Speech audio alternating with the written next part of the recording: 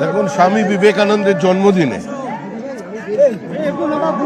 তারই বাসগৃহ, যেখানে নরেন্দ্রনাথ থেকে বিবেকানন্দের উত্তরণ ঘটেছিল, সেখানে দাঁড়িয়ে যুব সমাজকে কোনো বার্তা দেবার মতো ধৃষ্টতা বা উদ্ধত্ত কোনোটাই আমার নেই। আমরা বিবেকানন্দের পাদস্পর্শে আজকে শুধু একটাই প্রার্থনা নিয়ে এসেছি, যে স্বামী বিবেকানন্দ পরাধীন ভারতবর্ষে একটা অর্ধমৃত জাতিকে পুনর্জাগরণের পথ দেখিয়েছিলেন, যিনি ভারতীয় অস্মিতা, ভারতীয় সংস্কৃতি, ভারতীয় প্রাচীন ঐতিহ্যশালী একটা জ্ঞানের বহমানতাকে পৃথিবীর সামনে তুলে ধরেছিলেন।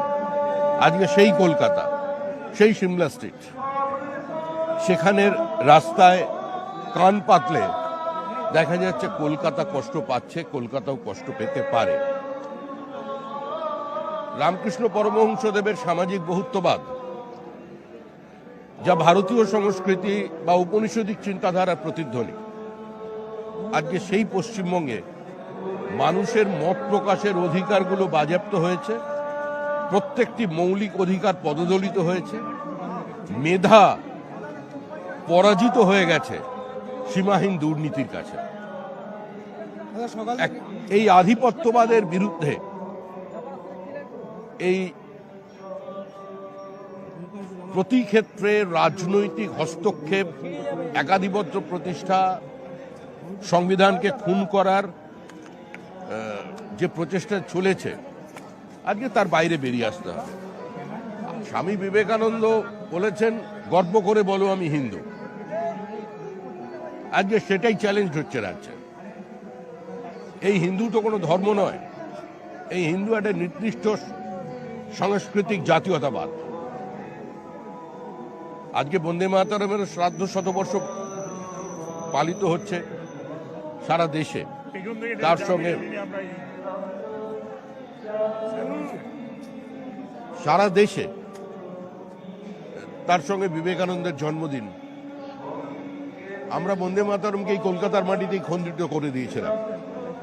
সেদিন যদি বিবেকানন্দের পথে ঋষি অরবিন্দের কথা এবং বঙ্কিমচন্দ্রের কথা একবারও আমরা মনে রাখতাম, তাহলে আমাদের দেশটা হয়তো ভাগ হতো না। আজকে পুনরায় আমাদের সমাজ, আমাদের মেধা, আমাদের অধিকার, আমাদের কর্মসংস্থানের দাবি আজকে প্রশ্নচিহ্নের মুখে। আজকে সেখানে দাঁড়িয়েই আজকে এই দুর্নীতি, ভ্রষ্টাচার এবং লুটেরাদের বিরুদ্ধে যুব সমাজকে সংগঠিত হতে হবে। এখন তৃণমূল কংগ্রেস যাকে যেভাবে দেখে, কেউ যদি ভালোবেসে স্বামী বিবেকানন্দের মধ্যে কাউকে দেখতে পায় বা বিবেকানন্দের সমতুল্য করতে পারে, তো আমারই চেতনারই রঙে চুনি উঠলো রাঙা হয়ে, কেউ বিবেকানন্দ হয়ে গেলেন। আগে একজন মা শারদাও হয়েছিলেন। এটাই তো স্বাভাবিক, এটাই তো হবে। এর থেকেই মুক্তি চাইবার জন্যই তো বিবেকানন্দের কাছে প্রার্থনা জানাতে এসেছি। বিবেকানন্দকে নিয়েও যে রাজনীতি করা যায়, বিবেকানন্দের জন্মদিনে তাকে প্রণাম করবার জন্যও কারোর অনুমতি নিতে হয়, এটা তো আগে ছিল না, এখন শুরু হয়েছে। শশী পাঁজা আমার পরিচিত, তিনি একজন মন্ত্রী, রাজনৈতিক কর্মী, একজন চিকিৎসক। আমি কিছুদিনের জন্য তার সময় বিধায়ক ছিলাম, তাকে দেখা হলো, অনেকদিন পরে দেখা হলো, নমস্কার করলাম। এর মধ্যে রাজনীতির আবহাওয়ার পরিবর্তন কোনো কথা বলা তো উচিত নয়।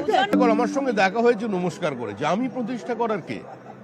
প্রতিষ্ঠা করে মানুষ। মানুষ যতদিন এগুলোকে গ্রহণ করবে ততদিন এগুলো চলবে, আর মানুষ যেদিন সংঘবদ্ধভাবে প্রতিরোধ করে দেবে সেদিন এগুলো থাকবে না। কিন্তু আবার আমি বলছি, কেউ যদি কারোর মধ্যে দেবী শারদাকে দেখতে পান, কেউ যদি কারোর মধ্যে স্বামী বিবেকানন্দকে দেখতে পান, তার ছবি লাগানোর অধিকার তার আছে। না, এর মধ্যে কোনো অন্যায় নেই, কারণ পশ্চিমবঙ্গে তো এখন এই মুহূর্তে একটা মধ্যযুগীয় ওই সুলতানি রাজ চলছে। তো স্বাভাবিকভাবেই উত্তরাধিকারীর নামের আগে যুবরাজ শব্দ বসবে, এটাই স্বাভাবিক, না হটাই অস্বাভাবিক। সময় চলে যাবার সময় অনেক অন্তর্ঘাত হয়, গুপ্ত হত্যা হয়, একে অন্যের বিরুদ্ধে কদর্য বিষোদ্গার হয়। আবার অমিত শাহকে টেনে আনছেন এর মধ্যে কেন? পশ্চিমবঙ্গে এই মুহূর্তে সরকার নেই। যে সরকারের মুখ্যমন্ত্রী সরকারি কর্মচারীদের উপর আক্রমণ করেন, তাও আবার পুলিশ আধিকারিকদের সঙ্গে নিয়ে ফাইল ছিনতাই করেন এবং সেই ফাইল আবার পুলিশ নিয়ে গিয়ে আরেকটা গাড়িতে রাখে আর মুহূর্তের মধ্যে গাড়ির নাম্বার প্লেট বদলে যায়। তো সেখানে আর যাই হোক কোনো সরকার নেই, বিশ্বাস করুন সরকার চলে গেছে, সময়ের অপেক্ষা।